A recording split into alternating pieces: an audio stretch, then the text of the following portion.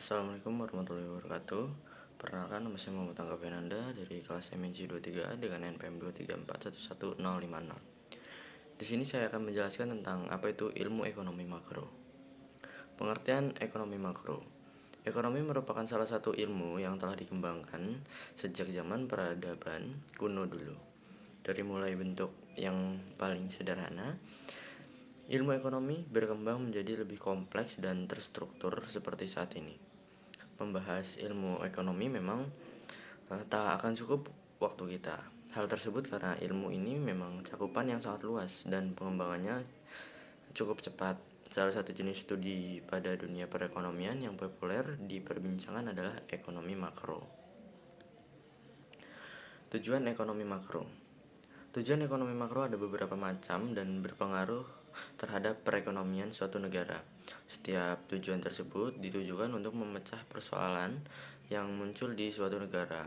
Berikut adalah beberapa tujuan dan penerapan kebijakan ekonomi makro. Yang pertama ada menciptakan lapangan pekerjaan. Yang kedua membuat produk dalam negeri yang tinggi. Yang ketiga membuat kondisi ekonomi yang stabil. Keempat membuat neraca pembayaran seimbang. Yang kelima membuat pendapatan penduduk yang merata. Ruang lingkup ekonomi makro. Yang pertama ada penentuan tingkat kegiatan perekonomian negara. Kemampuan suatu negara dalam memproduksi barang dan jasa dijelaskan dalam ekonomi makro. Dengan demikian, ruang lingkup ini pun memiliki beberapa jumlah pos pengeluaran, yaitu yang pertama pengeluaran perusahaan atau investasi, yang kedua pengeluaran pemerintah, yang ketiga ekspor dan impor, yang keempat pengeluaran rumah tangga untuk konsumsi.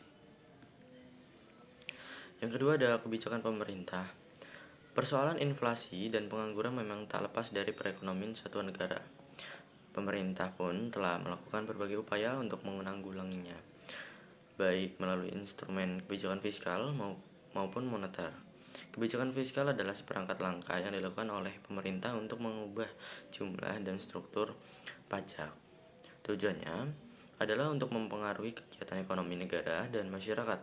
Sementara kebijakan moneter merupakan seperangkat kebijakan yang dijalankan pemerintah untuk memberikan pengaruh terhadap seberapa banyak jumlah uang yang beredar di tengah masyarakat dalam koridor perekonomian. Yang ketiga ada pengeluaran agregat. Pengeluaran agregat berarti pengeluaran yang menyeluruh. Jika pengeluaran ini tidak dapat mencapai tingkat ideal, akibatnya adalah akan terjadinya masalah pada perekonomian. Terwujudnya kesempatan kerja mampu mengawasi laju inflasi.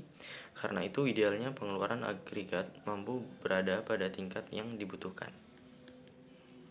Sekian penjelasan saya tentang ilmu ekonomi makro. Wassalamualaikum warahmatullahi wabarakatuh.